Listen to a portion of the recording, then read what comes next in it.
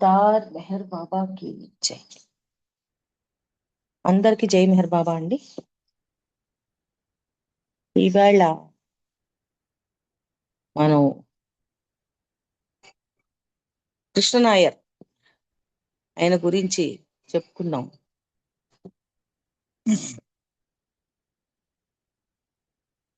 కృష్ణనాయర్ గారు చాలా మంది చూసే ఉంటారు మీరందరూ. 83 వరకు కూడా ఆయన టీ హాస్టల్లో ఉండేవాడు. ఈ కృష్ణనాయర్ గారు బాబాకి నైట్ వాచ్మెన్ గా చాలా సంవత్సరాలు పనిచేశాడు. ఆ టైంలో ఆయన ఎన్నో ఎన్నో అనుభవాలు ఆయనకి. బాబా స్వయంగా ఎంపిక చేసుకున్నాడు ఆయన్ని. మరి ఆయన విషయాలు ఏంటో చూద్దాం. ఈ కృష్ణయ్యర్ గారిది కేరళ స్టేట్, పాలఘాట్ జిల్లా, కల్లూరు గ్రామం. ఈయన చిన్నప్పుడే తండ్రి చనిపోయాడు. మేనమామ దగ్గర ఉండేవాడు. తల్లితో పాటు మేనమామ దగ్గర ఉండేవాడు. ఎంతగా చదువు మీద ధ్యాస లేదు. 9వ తరగతి చదువుతుండగా ఒక రోజున ఏం జరిగిందంటే, వేరొక ఆయనతో చెప్తున్నట్ట మేనమామ గారితోటి, ఈ పిల్లాడు చదువులో బాగా వెనకబడి ఉన్నాడు, పాస్ అవ్వడం కూడా కష్టమే అని చెప్పి ఇంకొక ఆయన వీళ్ళ మేనమామతో చెప్తున్నాడు. అది ఈయన విన్నాడు. అప్పటికి ఇంకా పరీక్షలే జరగలేదు. ఏదేమైనా గాని ఆ తర్వాత ఒక రోజున స్కూల్ నుంచి ఇంటికి రాగానే అకారణంగా వీళ్ళ మేనమామ ఇతన్ని చావగొడతాడు. ఒంటి పైన వాతలు వచ్చేసి శరీరం పైన రక్తం కూడా వచ్చింది. ఆ దీనిలో ఇతను 9వ తరగతి చదువుతున్న కుర్రాడు కోపంతో బాధతోటి ఇంట్లోంచి పారిపోతాడు. బెంగళూరుకి పారిపోతాడు. వస్తూ వస్తూ ఇంట్లో వాళ్ళ అమ్మ దాచుకున్న 300 రూపాయలు దొంగిలిచ్చి అవి తీసుకొని పారిపోతాడు. ఆ బెంగళూరులో రజత్ అనే హోటల్లో ఉంటాడు. ఒక 4 నెలలు ఆ 300 రూపాయలతో బాగానే గడిచిపోతుంది. 4 నెలలు హోటల్లో ఉన్నాడు, తిన్నాడు, అయిపోయినాయి డబ్బులు. అప్పుడు ఆ డబ్బులు అయిపోతే ఏం చేయాలి అని చెప్పి ఆ హోటల్ యజమాని దగ్గరికి వెళ్ళి, అయ్యా ఇది విషయం, నేను ఇలా పారిపోయి వచ్చాను, నా డబ్బులు అయిపోయినాయి, నాకు ఏదైనా పని ఇప్పించు అని చెప్పి అడిగితే, నెలవారీ జీతానికి అదే హోటల్లో పనికి కుదురుతాడు. ఒక రోజున అలా ఆ హోటల్లో పని చేస్తూ ఉంటాడు. ఒక రోజున ఒక పెద్ద కారు వచ్చి హోటల్ ముందు ఆగుతుంది. అందులోంచి ఒక 4 వ్యక్తులు దిగారట. వాళ్ళు వచ్చి ఆ హోటల్లో కాఫీ తాగారు. తాగుతూ ఇతన్ని అడిగారట, ఏమని, మాతో వస్తావా అని అడిగారట. ఇంతకీ వాళ్ళు ఎవరు అంటే, బాబా సోదరుడు జాల్, ఆదికే ఇరానీ, డాక్టర్ డాంకిన్, ఇంకొక ఆయన ఎవరో మరి స్పష్టంగా చెప్పలేదు ఇక్కడ. ఈ 4 కాఫీ తాగడానికి వచ్చి ఇతన్ని చూస్తూనే మాతో వస్తావా అని జాల్ అడిగాట. నీకు మంచి ఉద్యోగం, జీతం ఇస్తాము అని కూడా వాళ్ళు చెప్పారు. అయితే ఇతను నేను రాలేను అని చెప్పాట. ఆమె అన్నాడు, మళ్ళీ వచ్చారట. మళ్ళీ వచ్చి ఇదే తంతు, మాతో వస్తావా అని అడిగారు. అంటే అప్పుడు కూడా ఇతను నేను రాలేను అని చెప్తాడు. 3వ రోజున మళ్ళీ హోటల్కి వచ్చారట జాలు. వచ్చి మళ్ళీ అడిగాట, మాతో వస్తావా అని అడిగి, వచ్చినప్పుడు ఏం చెప్తాడంటే, మంచి జీతం ఇస్తామన్నారు కదా. ఈసారి 3వసారి ఏం చేశాడు, ఒకసారి ఫస్ట్ రా అని చెప్పి తీసుకెళ్లి బాబా దగ్గర తీసుకెళ్లి నిలబెట్టాట. బెంగళూరులో లింక్ బంగ్లాలో ఉన్నారు బాబా అప్పుడు బాబా ఇతన్ని చూసి అన్నారట, భయపడద్దని చెప్పండి అని జాలతో చెప్పారట బాబా. భయపడకు బాబాని చూసి అని చెప్పాడు అన్నమాట. అంతేకాదు, ఈ ఈ పిల్లవాడితో నాకు ఎన్నో జన్మల నుంచి సంబంధం ఉందని చెప్పి బాబా జాల్తో చెప్పి ఆ విషయాన్ని మళ్ళీ ఆ పిల్లవాడికి చెప్పు అని చెప్పారు. అందుకని ఇతను నాతో ఉండాలని కోరుతున్నాను అని బాబా చెప్పమన్నారు.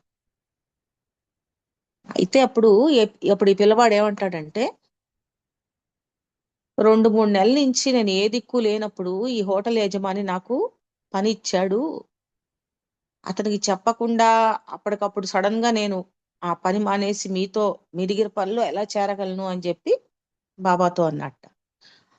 అప్పుడు బాబా నువ్వు చెప్పింది కరెక్టే అని చెప్పి వెళ్ళి ఆయన పర్మిషన్ తీసుకో, నా దగ్గరికి వచ్చేసేయి అని చెప్పి బాబా చెప్పడం జరిగింది. సరే వెనక్కి తీసుకెళ్లారు హోటల్కి. అతను పనిచేస్తున్న హోటల్కి తీసుకెళ్తే ఆ యజమానితో జరిగిందంతా చెప్పాట. చెప్పి ఆయన అంతా విన్న తర్వాత అన్నట్ట, మీరు చూడబోతే చాలా గొప్ప ధనవంతుల్లాగా ఉన్నారు, ముంబై వాళ్ళు అంటున్నారు, మరి వాళ్ళతో జాగ్రత్తగా ఉండు, ఎందుకైనా మంచిది,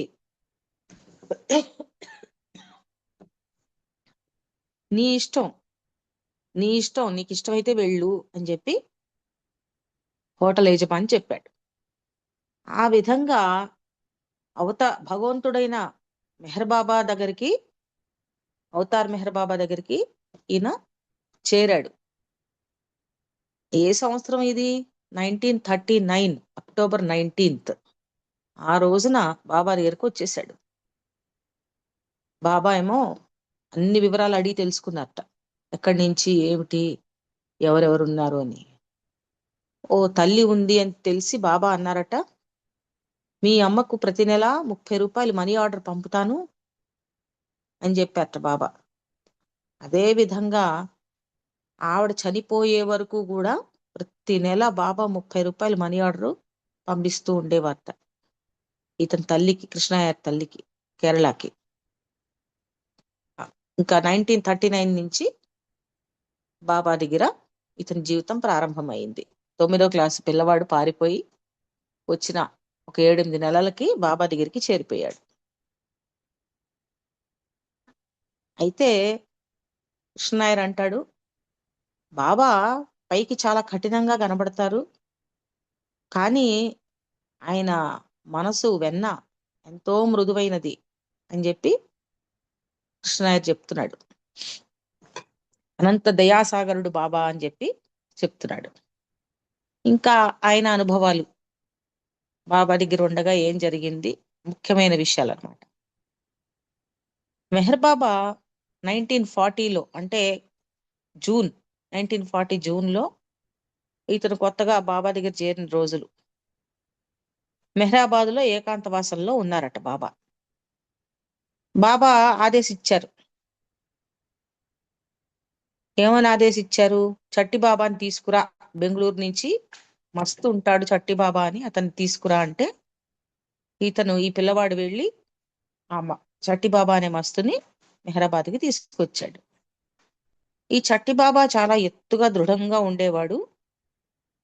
ఆ రోజుల్లో మెహరాబాదు కొండపైన మస్తుల ఆశ్రమం ఉండేదిట. కొండ మీదే పెట్టారు మస్తుల ఆశ్రమం. అలాగే ఇతన్ని చట్టి బాబాకు సేవ చేయడానికి నియమించారు. ఎవరిని? కృష్ణనాయర్ని. ఒక రోజున చట్టి బాబా కృష్ణనాయర్తో మాట్లాడుతూ, యూరోప్ లో ప్రజలు ఎన్నో బాధలు అనుభవిస్తున్నారు అని చెప్పాట. బాబా చట్టి బాబాకు నిత్యం బకెట్లతో నీళ్లు నింపి స్నానం చేయించేవారు. స్వయంగా బాబానే స్నానం చేయించేవాట చట్టి బాబాకి. సుమారు 150-200 బకెట్లు స్నానం కొన్ని గంటల సేపు పట్టేది.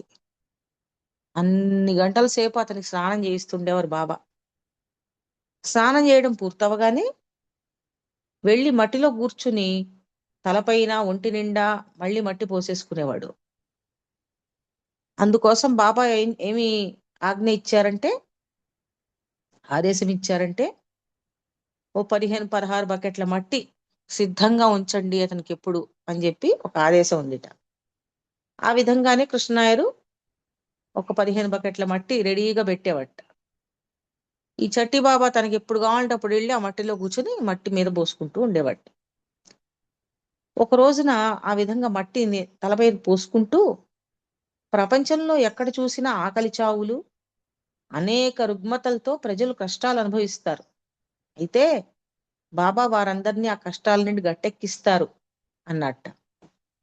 అయితే ఒకరోజు రాత్రి ఒక సంఘటన జరిగింది. చట్టి బాబా ఒగుర్చుకుంటూ శ్వాస అందనట్టు చాలా ఇబ్బంది పడ్డాట. ఆయన ఊపిరాడనట్టుగా బాధపడిపోయాట. ఉన్న ఫలంగా బాబా గదిని చేరుకుని దబదబ దబదబా బాబా గది తలుపులు కట్టి, లేవవయ్యా లే, నిద్ర లేచిపో అని చెప్పి పెద్దగా కేకలు పెట్టాడు. బాబాని లేపుతున్నాడు అనమాట, నిద్ర లేపేస్తున్నాడు. ఆ విధంగా చేశాట ఆ రోజు రాత్రి. ఆ తర్వాత ఎప్పుడు లేనిది తన గదిని తానే శుభ్రపరుచుకున్నట్ట. అలా ఎప్పుడు చేయడు, ఎప్పుడు కృష్ణాయరే శుభ్రపరచాలి. ఆ రోజు ఆయనే శుభ్రపరుచుకున్నట్ట. ఆ తర్వాత మధ్యాహ్నం బాబా దగ్గరికి వెళ్ళి, నేను మైసూరు కాకపోతే మరేదైనా చోటకి వెళ్ళిపోతాను, నేను వెళ్ళిపోతాను అని చెప్పాట. ఆ తర్వాత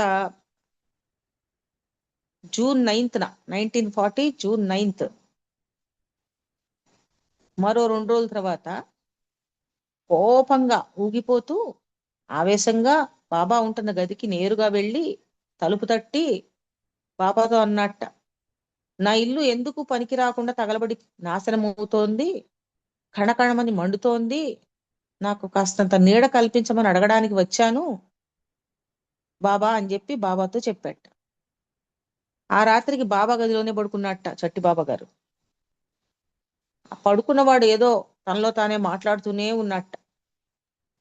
ఆ మన్నాడు బాబా చెప్పారట, చట్టి బాబాకు ఫ్రాన్స్ దేశంతో సంబంధం ఉంది ఆధ్యాత్మికంగా. ఆ దేశంలో అల అలజడులు ఉన్నాయి కాబట్టి ఆయన ఈ విధంగా ప్రవర్తిస్తున్నాడు అని చెప్పి బాబా వీళ్ళందరితోటి చెప్పారట. ఒకవేళ ఇటలీ కూడా యుద్ధంలో చేరితే ప్రపంచ యుద్ధం తప్పనిసరి అవుతుంది అని బాబా, నేను అనుకున్నట్టు సర్వనాశనం జరుగుతుంది అని బాబా చెప్పారట. చెప్తూ అప్పుడు తెలుస్తుంది ఈ ప్రజలకి ఏమని, తాము చూసేదంతా మాయా, మిథ్య అనే విషయం అప్పుడు తెలుస్తుంది వీళ్ళందరికీను. అప్పుడు భగవంతుని వైపు దృష్టి సారిస్తారు అని మెహర్ బాబా చెప్పారట. సరే, ఇలా ఇదొక సంఘటన. అయితే ఆ రోజుల్లో 1940s బాబా దగ్గర ఇతనితో పాటు ఇంకో 4 కుర్రాళ్ళు ఉన్నారట. మొత్తం ఒక 5 కుర్రాళ్ళు అనమాట వీళ్ళందరూ. చిన్న పిల్లల్ని తీసుకొచ్చారు. ఒక రోజున వీళ్ళందరినీ బాబా పిలిచారట. పిలిచి, మీరు ఏం చేద్దాం అనుకుంటున్నారు అని అడిగారట. అందులో ఒక రాజు అనే అతను, ఒక కుర్రాడు బాబాతో అన్నట్ట, ఏదైనా వ్యాపారం చేసుకోవాలనుంది బాబా అన్నట్ట. ఇంకొక కాలప్ప అనేవాడు వంట నూనెల వ్యాపారం చేయాలనుందని చెప్పాడు. ఇంకొక అతను వెంకోబరావు వ్యవసాయం చేస్తాను బాబా అన్నట్ట. వారందరికీ ఓకే, మీరు అనుకున్నట్టుగా నేను ఆమోదిస్తున్నాను అని చెప్పి ఇతని వైపు చూశారట. అంటే ఇతను అన్నట్ట, కృష్ణాయర్ అన్నాడు, నాకు బాబా కావాలి బాబా అన్నట్ట. సరే, నీకు భగవంతుడిని ఇస్తాను అని చెప్పారట బాబా. అని తర్వాత నవ్వుతూ, గొయ్యిలో పడ్డావురా అన్నారట బాబా. ఇంకా నీకు అన్ని కష్టాలే, భగవంతుడు కావాలన్నావు కదా, కష్టాలే కష్టాలు అని నవ్వారట బాబా. అయితే ఇమ్మీడియట్ గా 3 కుర్రాళ్ళనేమో పంపించేశారట, వాళ్ళు అడిగినట్టుగా, వాళ్ళు అనుకున్నట్టుగా చేసుకోవడానికి. వెంకోబారావుని కృష్ణనాయర్ని మాత్రం కొన్నాళ్ళు మెహరాబాద్ లో వెంకోబారావుని కొన్నాళ్ళు ఉండమన్నారట. ఇతను సరే ఇక్కడ ఉండిపోతానని అడిగాడు కదా, వీళ్ళిద్దరిని ఉంచారట. వాళ్ళకేమో తగిన ఏర్పాట్లు చేసి వాళ్ళని పంపించేశారు. సరే, ఒకసారి 1940 ఆగస్టులో మెహరాబాద్ లో కొండపైన బాబా కఠిన ఏకాంతవాసంలో ఉన్నారు. బాబా ఏకాంతవాసం కోసం ఒక ప్రత్యేక గది ఉంది. బాబాకి ఏదైనా అవసరం అనిపిస్తే ఆ గదికి ఉన్న ఒకే ఒక కిటికీ ద్వారా అక్షర ఫలకాన్ని బయటపెట్టి తగిన సూచనలు ఇచ్చేవారు. నేను ఆ గది బయట కాపలా ఉండేవాణ్ణి. బాబా ఏకాంతవాసంలో ఉండే సమయంలో ఎవ్వరూ బాబాని చూడటానికి అనుమతి ఉండదు. నేను కూడా బాబా గంట కొట్టి పిలిచినప్పుడే వెళ్ళాలి. అలా వెళ్ళినప్పుడు కూడా బాబాని చూడకూడదు. అది బాబా ఆదేశం. భోజన సమయంలో గంట కొడితే భోజనం నేను తీసుకెళ్ళినా బాబాని చూడకుండా ఆ ట్రే అక్కడ అరుగు మీద ఉంచేవాడిని. ఆ తర్వాత బాబా భోజనం పూర్తయ్యాక తిరిగి గంట కొట్టినప్పుడు బాబా తినిన పాత్రలు తీసుకెళ్లేందుకు తిరిగి వెళ్ళేవాడిని. నేను బాబా వారున్న కాంపౌండ్ లోకి వెళ్లే ముందరే నేను కూడా నేను వచ్చినట్టు సంకేతంగా గంట కొట్టి వెళ్ళాలి. ఒకవేళ బాబా తన ఏకాంతవాస గది బయట ఉంటే ఆయన వెంటనే గదిలోకి వెళ్లేందుకు నేను వస్తున్నట్టుగా ముందరే గంట కొట్టాలి. అయితే ఒక రోజున మధ్యాహ్నం 2 గంటల ప్రాంతంలో నేను ఏకాంతవాస ప్రాంతానికి దూరంగా ఆరు బయట నా డ్యూటీలో ఉన్నాను. అక్కడ కుర్చీలో కూర్చుని ఉన్నాను. ఆ సమయంలో బాబా వారు గంట కొట్టినట్టు నాకు వినిపించింది. దాంతో నేను ఆ ఏకాంతవాస ప్రాంగణపు గేటు తెరిచి లోనికి వెళ్ళాను. మెహర్ బాబా తన ఏకాంతవాస గది బయట నిల్చొని ఉన్నారు. కోటి సూర్యకాంతి పుంజాలతో ఆయన దేహం మిరుబెట్లు గొలుపుతూ చాలా ప్రకాశవంతంగా ఉంది. ఆ కాంతిని చూసి నేను తట్టుకోలేక కళ్ళు తిరిగి పట్టు తప్పి నన్ను నేను మర్చిపోయి నేల మీద పడిపోయాను. అలా నేను పడిపోవడంతో బాబా వేగంగా వచ్చి నా ఎడమ చేయి మోచేయి పై భాగాన్ని ఎడమ మోచేయి పై భాగాన్ని గట్టిగా పట్టుకొని నన్ను లేవదీశారు. అలా బాబా లేపినప్పుడు నా భుజం కింది భాగాన ఉన్న కండ తీవ్రంగా గాయపడింది. ఆ గాయపు నొప్పికి నేను తిరిగి స్పృహలోకి వచ్చాను. ఎందుకు ఇక్కడికి వచ్చావు అని బాబా గట్టిగా గద్దిచ్చారు. చచ్చిపోదాం అనుకున్నావా? కాలి మసి అయిపోదాం అనుకున్నావా అని చెప్పి కోపంగా అడిగారు. గుడివారి అయిపోదాం అనుకున్నావా అని బాబా కోపడుతున్నారు. గంట మోగినట్టు వినబడితే వచ్చాను బాబా అని చెప్పబోయాట. గంట ఎవరు కొట్టారంటావు అని బాబా ప్రశ్నించారు. నాకు తెలియదు బాబా అన్నట్టు ఇతను. నిజానికి గంట ఎవరూ కొట్టలేదు, నేనే పొరపడ్డానని చెప్పి తర్వాత తెలుసుకున్నాను. ఆ తర్వాత 5 నిమిషాలకు నా ముఖాన్ని తన చేతుల్లోకి తీసుకుని సరేలే బాధపడకు అని చెప్పి బాబా ఓదార్చారు. ఆ తర్వాత బాబా నన్ను క్షమించానని చెప్పారు. జరిగిందేదో జరిగిపోయింది, మర్చిపో అన్నారు బాబా.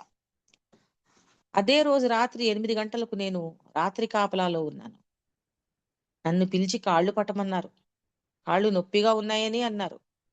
నేను సాధారణంగా బాబా కాళ్ళు పట్టమన్నప్పుడు నా 2 చేతులతో గట్టిగా నొప్పి తగ్గేలాగా పట్టేవాడిని. కానీ ఈ రోజు ఎడమ చేతికి దెబ్బ తగలటం వల్ల ఒంటి చేత్తోనే కాళ్ళు పడుతుండటంతో ఏమైంది, సరిగ్గా కాళ్ళు పడటం లేదు అని బాబా ప్రశ్నించారు. అప్పుడు నా ఎడమ చేయి పూర్తిగా నిర్వీర్యమైందని, ఆ చేత్తో ఏ పని చేయలేకపోతున్నానని చెప్పాను. ఆమన్నాడు ఆ విషయాన్ని తనకు మండలి హాలులో ఉన్నప్పుడు గుర్తు చేయమని బాబా చెప్పారు. అన్నాడు బాబాతో కలిసి దిగో మెహరాబాద్ మండలి హాల్కి వెళ్ళాను. బాబా సమక్షంలో నా ఎడమ చేతికైన గాయం తీరుని బాబా ఎదుట అందరికీ వివరంగా చెప్పాను. ఆ సమయంలో బాబా సమక్షంలో డాక్టర్ నీలు, డాక్టర్ డాంకిన్, ఇంకొక ముంబై నుంచి వచ్చిన ఇంకొక డాక్టరు, వాళ్ళందరూ ఉన్నారు అక్కడ. బాబా ఆజ్ఞ ప్రకారం వాళ్ళు నా ఎడమ చేతిని పరీక్షించారు. నా ఎడమ భుజం మోచేయి మధ్య భాగంలో కండ భాగం ఎడమ జబ్బ తీవ్రంగా నుజ్జు నుజ్జు అయినట్టుగా బాధగా ఉంది. ఆ ప్రాంతమంతా పరీక్షించి జబ్బ శుభ్రంగానే ఉంది. అక్కడ ఉండే కండరాలు తెగిపోతే బాగు చేయడం మాత్రం కష్టం. కానీ నా విషయంలో అలాంటిదేమీ లేదని వాళ్ళు బాబాతో చెప్పారు. అంటే లిగమెంట్స్ గనక తెగిపోతే ప్రాబ్లం అవుతుందని వాళ్ళు చెప్పారు, కానీ అలాంటిది ఏమీ లేదని కూడా వాళ్ళు బాబాతో చెప్పారు. ఇది విని బాబా ఏం డాక్టర్లు అయ్యా మీరు అని చెప్పి అన్నారట. సరే మళ్ళీ కొండ మీదకి వచ్చేసారు. మెహరాబాద్ కొండ మీదకి బాబాను కృష్ణాయర్ పైకి వచ్చేసారు. ఆ రోజు రాత్రికి బాబా కాళ్ళు పడుతూ మళ్ళీ ఎడం చేయి సరిగ్గా లేకపోవడం వల్ల సరిగ్గా పట్టలేకపోతున్నాను బాబా అన్నట్ట. దాంతో బాబాకు చాలా కోపం వచ్చిందిట. తిండి మాత్రం యథాప్రకారం తింటున్నావు, పని మాత్రం శూన్యం అన్నట్టుగా కోపడ్డారట. నన్నేం చేయమంటావు బాబా, నా బాధ అలా ఉంది, నా ఎడం చేయి బాధ అలా ఉంది అని చెప్పి మళ్ళీ విన్నవించుకున్నట్ట. ఆ తర్వాత బాబా స్వయంగా ఇతని చేతికి తగిలిన గాయాన్ని పరీక్షించి ఏమీ కాలేదులే పో అని ప్రేమతో గాయమైన ప్రాంతంలో తన చేతితో స్పృశించారట. అయితే ఆ తర్వాత నొప్పి చాలా వరకు తగ్గింది, కానీ పూర్తిగా మాత్రం నయం కాలేదట. ఆ చేతి నొప్పి బాబాని స్మరించుకునేలాగా చేసింది. అది భగవంతుడిచ్చిన బహుమతిగా నేను భావించాను అంటాడు కృష్ణయ్యర్. సరే, ఇలాగా జరిగిందనమాట. అతనికి బాబా దర్శనం కూడా అయింది ఆ రకంగా, ఆ చిన్న వయసులోనే. ఇంకపోతే 1940 నవంబర్ 3న సిలోన్ యాత్ర, శ్రీలంక యాత్ర. కొంతమంది పురుష మండలితో కలిసి బాబా సిలోన్లో పర్యటించారు 1940 నవంబర్ 3న. సిలోన్లో క్యాండీ కొండ ప్రాంతంలో ఒక బంగళాను అద్దెకు తీసుకుని ఆ ప్రాంతంలో గల మస్తులతో బాబా సాంగత్యం చేశారు. చట్టి బాబా కూడా సిలోన్ పర్యటనకు వచ్చాడు. పగటిపూట చట్టి బాబా పనులు చూసుకోవడం, రాత్రిళ్ళు బాబా గదికి కాపలా ఉండడం నాకు అప్పగిచ్చిన పని. రోజు చట్టి బాబాకు బాబా స్నానం చేయించేవారు. అయితే నవంబర్ 11న మాత్రం చట్టి బాబానే బాబాకు స్నానం చేయించాడు. చట్టి బాబా అమితానందంతో 10-12 బకెట్ల నిండా నింపిన మంచినీటితో ఆ రోజు బాబాకు స్నానం చేయించాడు. నవంబర్ 17న చట్టి బాబా కోపంతో ఏమీ తినలేదు. పెట్టిన గిన్నెలు అవన్నీ విసిరేశాడు. నేను చిన్న పిల్లవాడిని, ఆకలిగా ఉంది అని కేకలేయడం మొదలెట్టాడు. మండలి సభ్యులు ఏదైనా తినిపించుదామని ప్రయత్నిస్తే వారిని దగ్గరికి రానీలేదు. 2 బకెట్ల నీళ్లు తెప్పించి తన గది నిండా నీళ్లు జల్లి ఆ తర్వాత నీళ్లు జల్లిన గదిలో చట్టిబాబా కూర్చున్నాడు. బాబా అతనితో ఆ రోజున ఆధ్యాత్మిక కార్యక్రమం జరిపారు. ఆ మన్నాడంట చట్టిబాబా నవ్వుతూ కనిపించాడు. ప్రధానంగా నా పని ఏంటంటే రాత్రిళ్ళు బాబా పడుకున్న గది బయట కాపలాదారుడిగా ఒక శిల మాదిరిగా ఏమాత్రం కదలకుండా కూర్చోవాలి. నవంబర్ 29న బాబా చట్టిబాబాను వదిలి తన గదిలోకి వెళ్ళాక చట్టిబాబా కోపంతో ఆ గది కిటికీ అద్దాలను పగలగొట్టేశాడు. ఇది తెలిసి బాబా అతని దగ్గర కొద్దిసేపు కూర్చున్నారు. బాబా తిరిగి గదికి వెళ్ళాక చట్టిబాబా ఆనందంగానే కనిపించాడు. ఆ సమయంలోనే ఇంగ్లాండ్పై జర్మనీ బాంబుల వర్షం కురిపించింది. అందుకే చట్టిబాబా అలా ఆగ్రహంతో కిటికీ అద్దాలు పగలగొట్టాడని అతని కోపానికి గల అర్థాన్ని బాబా చెప్పారు. ఒకరోజు అర్ధరాత్రి చట్టిబాబా కూర్చుని హాహాకారాలు చేస్తూ గట్టిగా ఏడుస్తూ కూర్చున్నాడు. గదిలోని బకెట్లన్నీ విసిరేశాడు. బాబా గురకబెట్టి నిద్రలో ఉన్నారు. అతడి చప్పుళ్లకు మండలి వారందరికీ నిద్రాభంగమైంది. ఇలా ఉంటే నాలో నేను అనుకున్నాను, ఏమని, ఇదేం భగవంతుడు, అన్నీ తెలిసిన సర్వజ్ఞుడు అంటారు, అలా గురకబెట్టి నిద్రపోతున్నాడు అని మనసులో అనుకున్నట్ట. కొద్దిసేపటి తర్వాత బాబా లేచి ఏం ఆలోచిస్తున్నావురా అని అడిగారట. అవును బాబా, నీవు భగవంతుడివి, సర్వజ్ఞుడివి అంటారు, అది నిజమేనా, వాస్తవమేనా అని చెప్పి నేను అనుకుంటున్నాను, నాకు అనుమానంగా ఉన్నాను అని నా మనసులో మాటని బాబాకి చెప్పారు. అలా ఎందుకు అనిపించింది అని బాబా మళ్ళీ అడిగారట. అవును బాబా, నేను రోజు నీవు పడుకునే గది బయట కాపలా ఉంటాను. నా కాపలాల్లో అటు ఇటు కదలకుండా ఒక రాయిలా కూర్చోవాలి. కొంచెం కదిలితే నీకు ఆ చప్పుడైందని నీకు నిద్ర భంగం కలిగిందని చిరాకు పడతావు.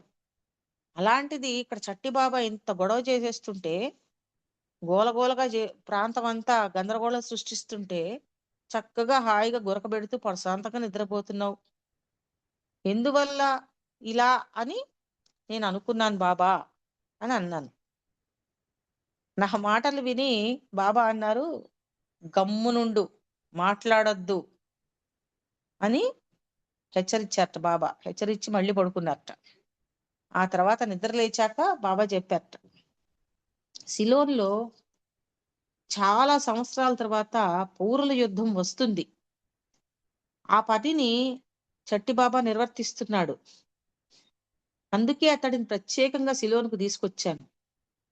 చట్టిబాబా ఆ పనిలో నిమగ్నమై ఉండగా నేను విశ్రాంతి తీసుకున్నాను అని చెప్పారు బాబా. ఇదంతా 1940లో జరిగిన విషయాలు. అయితే 1980 దశకం నుండి ఇటీవల దాకా సిలోన్లో, ప్రస్తుత శ్రీలంకలో ఏం జరిగిందో మనందరికీ తెలుసు. సివిల్ వార్ అనేది అక్కడ ఎన్నేళ్ల పాటు నడిచిందో, ఎందరు ప్రాణాలు కోల్పోయారో పాఠకులకు తెలుసు. వీళ్ళందరికీ, వింటున్న వాళ్ళందరికీ కూడా తెలుసు. ఆ పని అప్పుడు చట్టి బాబా చేశాడనమాట. బాబా అతనితో చేయించారు. ఫ్యూచర్ లో 80లో ఈ రకంగా జరగాలి ఇక్కడ సివిల్ వార్ అని. ఇది కృష్ణాయర్ చెప్తున్నటువంటి విషయం. సరే, 1940 డిసెంబర్లో బాబా జైపూర్ వెళ్ళారు. ఆయనతో పాటు కృష్ణాయర్ కూడా వెళ్ళాడు. ఆ సమయంలో స్థానికంగా ఉండే ఒక పెద్ద ఆయన బాబా దగ్గరకు వచ్చేవాడు. ఆయన పురుష మండలి వారికి దగ్గరలోనే పులి ఒకటి చాలా మందిని చంపేసిందని చెప్పి జాగ్రత్తగా ఉండమని హెచ్చరిస్తూ ఉండేవాడు. తరచూ వచ్చి చెప్తూ ఉండేవాట. ఈ విషయాన్ని ఒక రోజు నేను బాబాతో చెప్పాను. ఆ వార్తను నన్ను చట్టి బాబాతో కూడా చెప్పమన్నారు. నేను చట్టి బాబాతో ఈ విషయాన్ని చెప్పగానే, ప్రతి ఒక్కరూ ముక్కలు ముక్కలు కావాల్సిందే అని అతను అన్నట్ట, చట్టిబాబా అన్నట్ట. అంటే ఆయన ఉద్దేశం ఏమిటంటే, రెండో ప్రపంచ యుద్ధాన్ని ఉద్దేశించి ఆ మాట అన్నట్ట. అంతేగాని ఇంకేం మాట్లాడలేట. పులి గురించి చెప్తే ఆయన యుద్ధం గురించి మాట్లాడాడు. 1941 మార్చి ప్రాంతంలో బాబా క్వెట్టాకు వెళ్ళారు. చట్టి బాబా కూడా బాబాతో ఉన్నాడు. ఆ రోజుల్లో రాత్రిళ్ళు చాలా చలిగా, మంచు పడుతున్నట్టు ఉండేది. రాత్రిపూట ఆ చలిలో కూడా ఆ మస్తు నగరమంతా తిరిగేవాడు. అంతేకాదు, తెల్లారేసరికి చల్లని నీళ్లతో స్నానం చేసేవాడు. ఒక 100 బకెట్ల నీళ్లతో ఆయన స్నానం చేసేవాడు. ఒక రోజున బాగా చలిగా ఉండడంతో చట్టిబాబా స్నానం చేస్తాడో లేదో నన్ను కనుక్కోమన్నారు బాబా. నేను వెళ్ళి ఆయన్ని అలాగే అడిగాను. మొదట ఒక నవ్వు నవ్వాడు. ఆ తర్వాత స్నానం చేస్తానన్నట్టు తల ఊపాడు.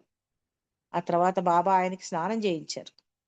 ఆ సమయంలో చలిగా ఉందా ఏమిటి అని చట్టిబాబాని అడగమని బాబా నాకు సంజ్ఞలు చేశారు. నేను అలా అడగగానే, చలా, నేను నిప్పుల కొలి మీద ఉన్నట్టుంది, నా శరీరం మండిపోతోంది అని చెప్పాట ఆయన. చన్నీళ్లు స్నానం చేస్తూ మండిపోతున్నానంటావేమయ్యా అని అడిగట్ట ఈ కృష్ణాయర్. చట్టిబాబా బాబా కేసి చూసి, ఈ మంటలు నన్ను దహించేస్తున్నాయి అన్నట్ట. బాబా ప్రతిరోజు ఉదయం 6 గంటలకు చట్టిబాబాకు స్నానం చేయించేవారు. ఆ సమయంలో నేను ఆమ్లెట్, గోధుమ పిండితో చేసిన కాంగి అనే ఫలహారాలు తయారు చేసి ఆయన కోసం సిద్ధంగా ఉంచేవాడిని. ఆయన స్నానం అయిపోగానే ఈ బ్రేక్ఫాస్ట్ తినేవాడు. ఒక రోజున వేడి నీళ్లు సిద్ధంగా ఉంచమని బాబా నన్ను ఆదేశించారు. ఏ కారణంగానో ఆ పని చేయడానికి 10 నిమిషాలు ఆలస్యమైంది నాకు. దీంతో బాబాకు చాలా కోపం వచ్చింది.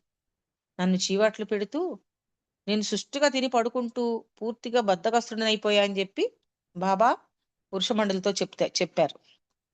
బాబా గుస్తాద్జీతో సంజ్ఞలు చేస్తూ, ఈ కృష్ణయ్యతో నేను వేగలేకపోతున్నాను, అతన్ని నేను క్షమించలేను, నీవైతే క్షమించు కానీ అన్నారు. నీవే క్షమించలేకపోతే నేనెట్లా క్షమిస్తాను బాబా అని మౌనంలోనే ఉన్న గుస్తాద్జీ బాబాతో సంజ్ఞలు చేశాడు. ఎందుకంట నిర్లక్ష్యంగా ఉంటావు అని బాబా తిరిగి నాపై కోపడ్డారు. నీకు నెలకు 10 రూపాయలు జీతం ఇస్తున్నాను, తిండి పెడుతున్నాను, మీ అమ్మకు డబ్బు పంపుతున్నాను, అయినా కూడా నువ్వు సరిగా పనిచేయడం లేదు. నీవు నా దగ్గర జీతం తీసుకుంటున్నావు కాబట్టి ఒళ్ళు వంచి నిజాయితీగా పనిచేయాలి అని బాబా కోపంగా అన్నారు. నేను అంతే వేగంగా, నేను నీ దగ్గర జీతం కోసం పనిచేస్తున్నానా అని చెప్పి ఎదురు సమాధానం ఇచ్చాను. నా దగ్గర డబ్బులు ఎందుకు తీసుకుంటావు అన్నారు బాబా. మండలి వారిలాగా ఏమీ ఆశించకుండా పనిచేయడం ఇంకా చాలా కష్టం. నిక్కచ్చిగా ఎవరి దగ్గర తలవంచని వారే నా దగ్గర పని చేయగలుగుతారు. నీవు ఎందుకు పనికిరాని వాడివి, నిన్ను ఏమన్నా నిరర్ధకమే అన్నారు బాబా. నన్ను వదిలి వెళ్ళిపోవడమే నీకు మంచిది అని బాబా కోపంగా అన్నారు. నేను నిజంగానే డబ్బు కోసం ఇక్కడ పని చేస్తున్నానని నీవు అనుకుంటే నేను తక్షణం ఇక్కడి నుంచి వెళ్ళిపోతాను బాబా అన్నాను. ఎక్కడికి వెళ్ళిపోతావు అని బాబా కోపంగా అన్నారు. ఎక్కడ పని దొరికితే అక్కడికి పోతాను. ఈ దేశంలో ఏదో ఒక మూలకి పోతాను.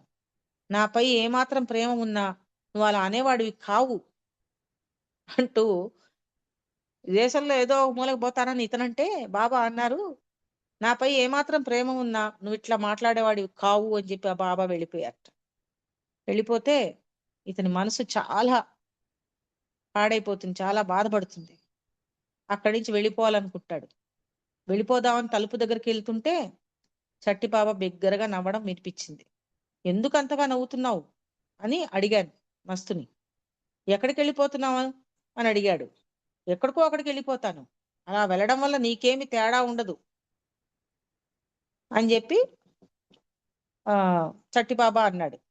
నువ్వు వెళ్ళిపోవడం వల్ల నీకేమి తేడా ఉండదు అన్నాడు.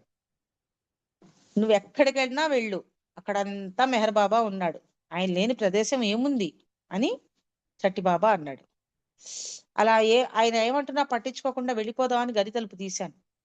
బయట ఎదురుకుండా బాబా నిల్చొని ఉన్నారు. వెంటనే బాబాతో, నేను ఇంక వెళ్ళిపోతున్నాను బాబా అన్నాను. మంచిది, ఓకే, వెళ్లే ముందు చట్టిబాబాకు బ్రేక్ఫాస్ట్ ఇచ్చి వెళ్ళు. చట్టిబాబా పలహారం తినడం ముగించేలోగా నా కోపం ఆవేశం చల్లబడిపోయినాయి. ఆ పిమ్మట బాబా వచ్చి నా కేసు చూసి ఇంక వెళ్ళు అన్నారు. నేను వెళ్ళను, ఇక్కడే ఉంటాను అని బాబాతో చెప్పాను. నువ్వెక్కడికన్నా వెళ్ళు, నేను నీ వెంటనే ఉంటాను, నేను నీతోనే ఇక్కడ అక్కడ అన్నిటా ఉన్నానని చెప్పి బాబా నవ్వుతూ చెప్పారు. అవతార్ మెహర్ బాబాకి జై. జై బాబు అండి. జై బాబా. కృష్ణనాయర్ గారిని మేము చూసామండి. ఆయన డి హాస్టల్లో మాకు మీరు చెప్పిన బిట్ ఆయన మాకు చెయ్యి భుజం చూపెట్టాడు. బాబా కండ పట్టుకొని లాగడం, ఆ లాగి ఆయన కూర్చోబెట్టడము, లేకపోతే నువ్వు చనిపోయేవాడివి అని బాబా అన్నారని ఇవన్నీ మాకు చెప్పారు ఆయన. మేమన్నీ ఆయనతో పాటు ఈ స్టోరీ విన్నాము. చాలా చక్కటి విషయాలు చెప్పారు మల్లా శారద గారు. మీకు జై బాబా.